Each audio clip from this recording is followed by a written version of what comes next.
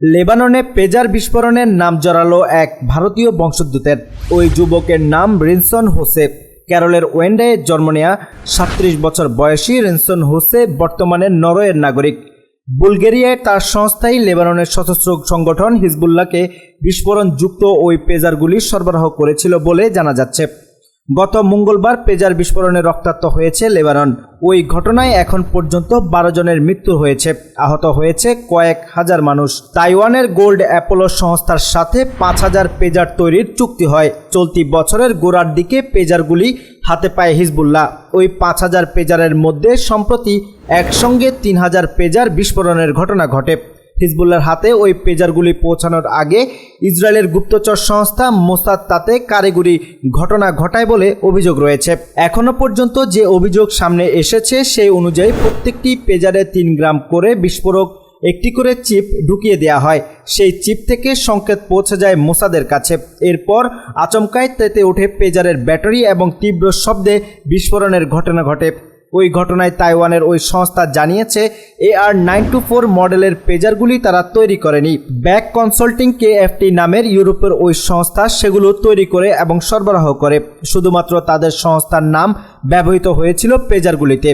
তদন্তে নেমে জানা যায় ব্যাক কনসাল্টিং KFT সংস্থাটি হাঙ্গেরির বুদাপেস্টে অবস্থিত। গোল্ড অ্যাপোলো সংস্থার ট্রেডমার্ক ব্যবহারের অনুমতি রয়েছে তাদের কাছে। বুলগেরিয়ায় সরকারি সংস্থা DANS জানায় দেশের অভ্যন্তরীণ মন্ত্রকের সঙ্গে কথা বলে ন্যাট্রো গ্লোবাল লিমিটেড নামের একটি সংস্থার বিরুদ্ধে তদন্ত শুরু হয়েছে। ২০২২ সালে সোফিয়ায় ওই সংস্থাটির নাম সরকারি খাতায় নিবন্ধিত হয়। নরওয়ের বাসিন্দা রিনসন হোসে সংস্থাটির মালিক। ন্যাট্রো গ্লোবাল সংস্থাটি গত বছর আয় ব্যয়ের যে হিসাব প্রকাশ করেছে তাতে ইউরোপীয় ইউনিয়নের বাইরে ব্যবসা থেকে ৬ কোটি টাকা আয় দেখানো হয়। DANS জানায় আসলে ওই পেজারগুলি বুলগেরিয়ায় তৈরি হয়নি, সেখান থেকে রপ্তানিও করা হয়নি। সন্ত্রাস বা নাশকতার সরঞ্জামের ব্যবসা নিয়ে করা আইন রয়েছে এই দেশে। ওই সংস্থা সে আইন লঙ্ঘন করেনি। এরপরও নরওয়ের ওসলো পুলিশ জানায় রিনসনের ভূমিকা নিয়ে তদন্ত শুরু করা হয়েছে। রিনসনের লিঙ্কডইন প্রোফাইলে যে তথ্য রয়েছে তা হলো ২০২২ সালে তিনি নরওয়ের সংবাদ সংস্থা DN মিডিয়াতে ডিজিটাল কাস্টমার সাপোর্ট বিভাগে কর্মরত ছিলেন।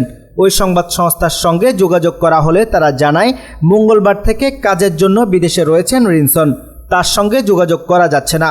রিনসনের পরিবার জানিয়েছে স্ত্রীর সঙ্গে ওসলোয় থাকেন রিনসন, লন্ডনে থাকেন তার যমজ ভাই।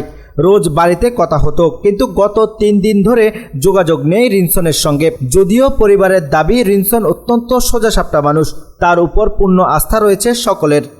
প্রিয় দর্শক, আজ এখানেই শেষ করছি। সবাই ভালো থাকুন, সুস্থ থাকুন। দেখা হচ্ছে পরবর্তী ভিডিওতে। ভিডিওটি ভালো লাগলে অবশ্যই চ্যানেলটি সাবস্ক্রাইব করুন। আল্লাহ হাফেজ।